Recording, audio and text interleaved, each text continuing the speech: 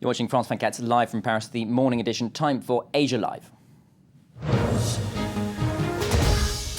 And today we head to our France 24 bureau in New Delhi, India, where we join our correspondent, Mandakini Gallo. Hi, Mandakini. Let's take a look at what's making the news in India this week. Good news for Sonia Gandhi, the head of the National Congress Party. That's right. She's come in at number 3 on Forbes magazine's list of the world's most powerful women, just behind German Chancellor Angela Merkel and Brazil's Dilma Rousseff. Now, as president of the Indian National Congress, which is the political party that leads the country's government from New Delhi, she's certainly very powerful, but with India scheduled to vote in a general election in 2014, some believe that Mrs. Gandhi may soon lose her grip on that power. Now, her government has been dogged by a string of high-profile corruption scandals right from the very beginning of its term, and she's also come in for a lot of criticism for her overarching control of a democratically elected government. Mrs. Gandhi is also a burning example of dynastic politics in India. Her son, Rahul Gandhi, is now being championed as the party's prime ministerial candidate in next year's election. But we'll just have to wait and see what's in store for the world's third most powerful woman. Moving on now to the fallout from the series of blasts at an opposition rally over the weekend. Tell us more. That's right. This was in Patna in the state of Bihar. Narendra Modi, who is the prime ministerial candidate for the leading opposition party, was scheduled to speak at a campaign event. Now, just before his arrival, an explosive device went off at around 9:30 a.m. or so. Over the next 3 hours, 7 more blasts were reported. 6 people lost their lives in that attack and over 100 were injured. Now, the police have arrested 6 Muslim men and believe this to be the work of the Indian Mujahideen, which is a homegrown Islamist terror network. Now, Mr. Modi's party has already accused the state government of deliberate security lapses, and the blame game is only just heating up. So we expect this will remain a top story for the next few days at least.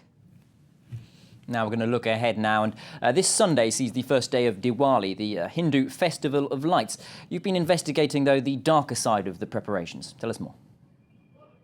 That's right. This is a hugely anticipated annual event. Now, we traveled to the town of Sivakasi, where 90% of the fireworks used during Diwali are made. Now, fireworks are an age-old tradition, traditionally used during Diwali, and what we witness can only be described, as you said, as the darker side of Diwali. There's more in the report. Chitra's life changed when she was 13. She began working in a fireworks factory, the only source of employment in the area. At the time, we were just kids, and we used to play in the factory. We used to compete to see who could finish the work fastest.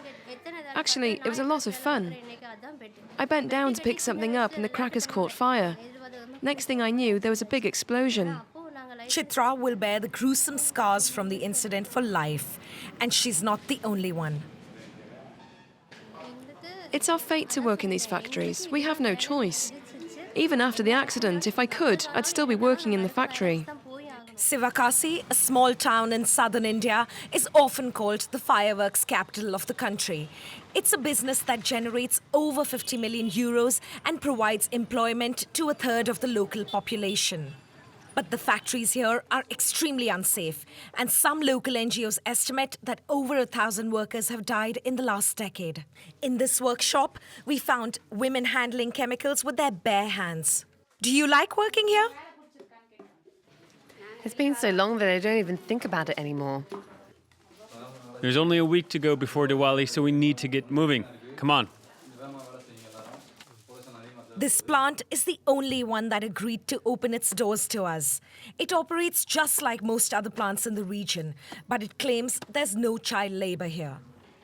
No, it's impossible. Only those over 18 can work here. It's a very sensitive work. Only people above 18 or 19 can handle it. So we employ only adults. Anyone under 18 is not authorized to work here. However, children are clearly working in the workshop next door.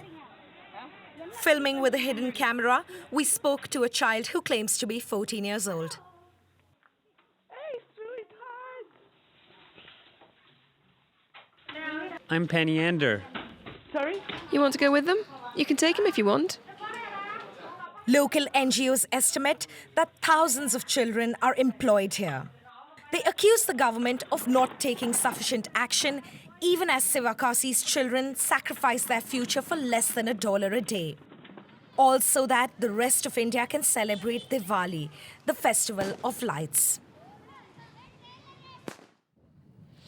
Thank you very much, Amanda Kini-Digallo. That was a very fascinating report. That is all we've got time for in this edition of Asia Live.